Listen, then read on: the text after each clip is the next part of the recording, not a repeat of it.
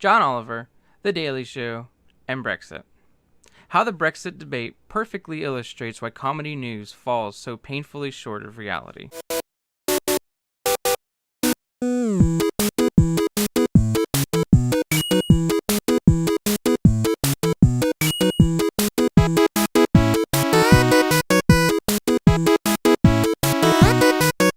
So even though I'm in the States, I do have a lot of friends who live in the UK, and the UK is a fascinating place.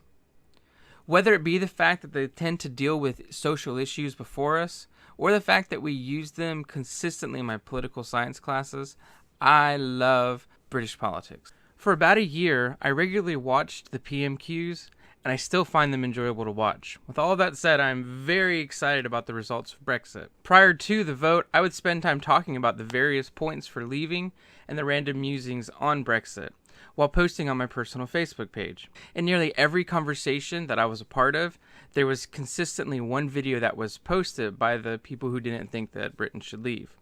The video is linked below, but it's on John Oliver's Last Week Tonight. He illustrates a lot of the problems with the new pseudo-news comedy shows. Imagine, if you will, the last time you've watched the news. It's pretty boring. There's always some talking head saying something about something, and it's not really entertaining. But if you've seen The Daily Show, Last Week Tonight, shows like that, they take the news and they make it funny. The problem is, at the end of the day, they have to make it entertaining, and they have to make you want to watch it again.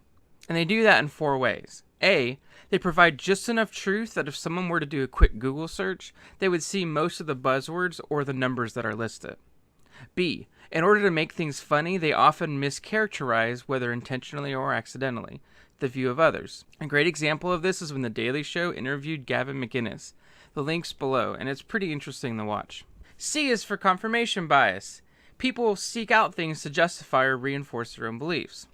And so people watching the show probably already have the more left-leaning beliefs that the host has, and therefore when they see it, they're seeing people make fun of the same things that they would make fun of. It's kind of one of the reasons why a lot of people support Trump, because Trump says stuff that a lot of other people are thinking. D, anything they honestly discuss regarding a divergent opinion is typically dismissed with a joke. So that's what happens. And it's completely evident in the John Oliver clip that's been repeatedly circled around. So I'm going to go ahead and show you a couple of these. Keep in mind I'm doing this under the things of fair use, which will be displayed here for a second.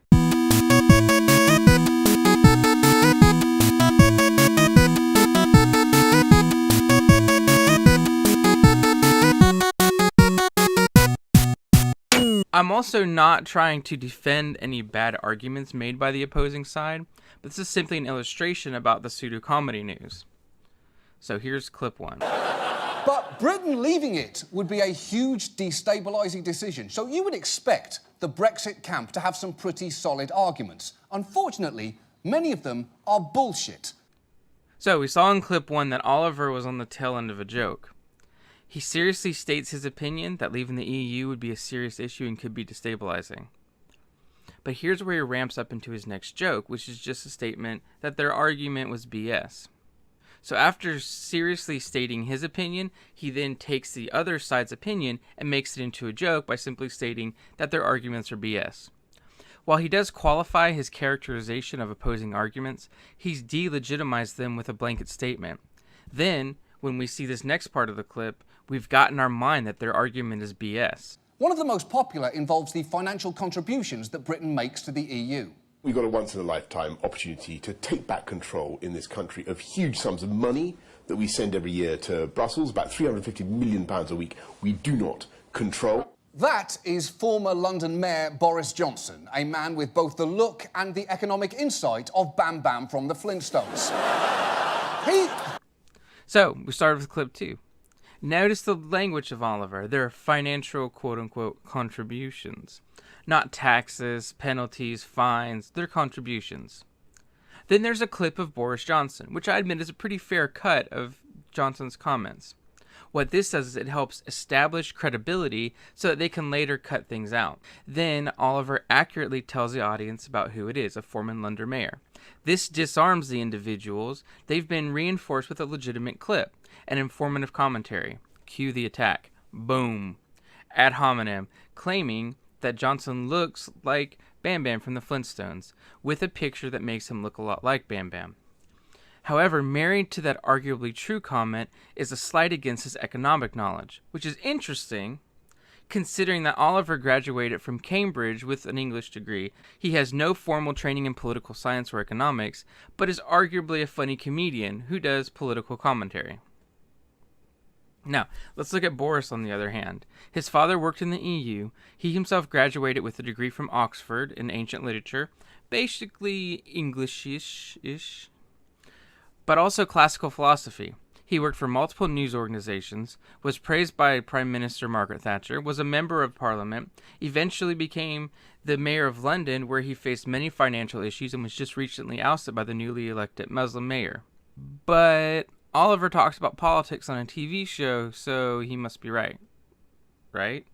He has even been driven around in a giant red bus for the last month with the words, "We send the EU £350 million a week" written on the side. But that number has been thoroughly debunked. It's actually about £190 million a week when you consider a rebate the UK receives and other money that the EU sends back. On top of which, if Britain does leave the EU, it may have to spend close to that amount just to access the common market. Notice the use of the term even to further pile on Boris. But Oliver talks about the bus that Boris has been driving. Oliver's deflection of the facts, which is that the EU receives an estimated £350 million a week, is quick.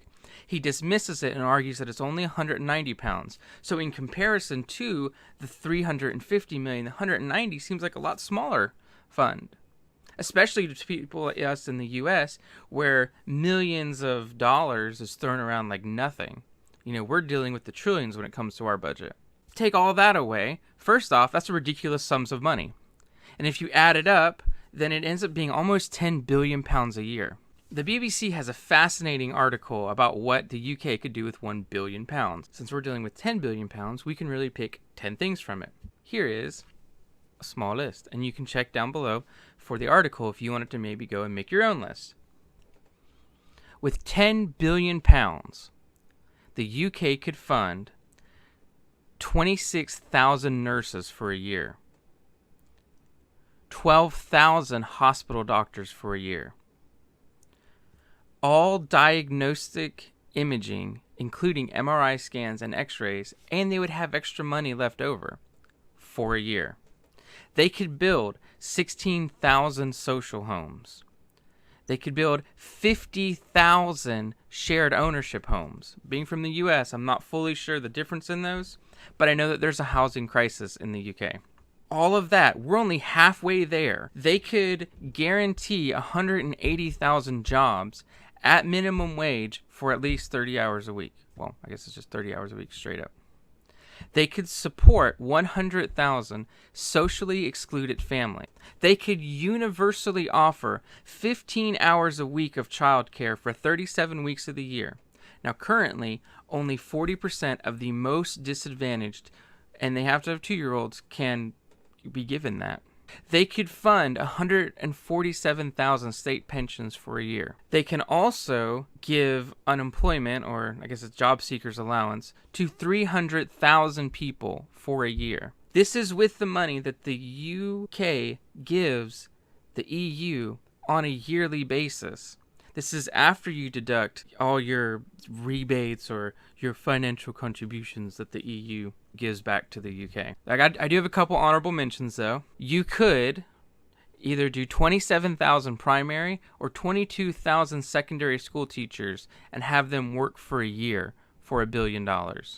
Or you could build 2 fully furnished flagship hospitals like the Queen Elizabeth Hospital. The amount of money that Oliver essentially dismisses means a lot to the British economy. He argues that the difference is made up because the EU sends the money back, as if the EU is benevolently doing that. I'm forced to give you money and then you give me some back. That's not really a gift. You're simply returning something that you shouldn't have taken to begin with. And he closes off this section of the clip by arguing pure speculation to falsely equivocate and basically erase the number. So what the bus should really say is, we actually send the EU £190 million a week, which as a proportion of our GDP makes sound fiscal sense. In fact, considering the benefits we reap in return, oh shit, we're running out of bus. Okay, bye-bye. Oliver takes the $190 million a week and just states as facts in the form of a joke without any evidence, which the viewer accepts because they've been disarmed via humor and a general truthfulness, that it, quote, makes fiscal sense, end quote, and that the UK benefits from their membership in the EU. When it comes to news, go to the source when possible, do your research, and be skeptical of everyone.